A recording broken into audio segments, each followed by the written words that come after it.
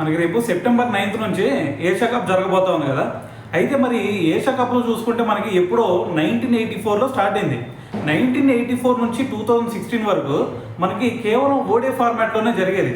So దాని తర్వాత 2016లో T20 ఫార్మాట్లో పెడదామని చెప్పేసి మరి అప్పుడు ఒక డెసిషన్ తీసుకొని 2016లో దాని తర్వాత 2022లో ఈ రెండు సార్లు కూడా T20 ఫార్మాట్లో పెడతాం స్టార్ట్ చేశారనమాట.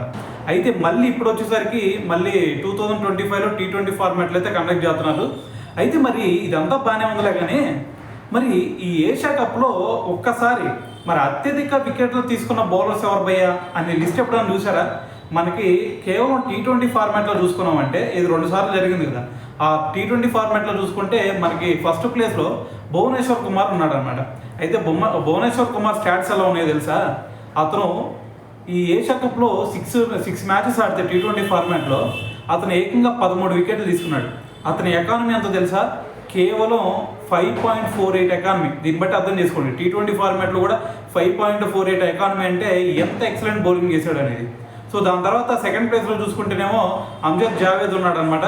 సో అతను చూసుకుంటే కేవలం 12 వికెట్స్ తీసుకొని సెకండ్ ప్లేస్లో ఉన్నాడు.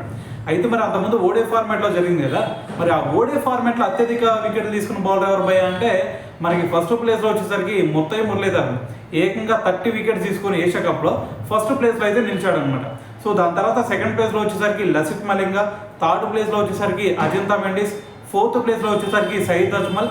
సో దాని తర్వాత ఫిఫ్త్ ప్లేస్లో వచ్చేసరికి ఏమో రవీంద్ర జడేజా ఉన్నారనమాట.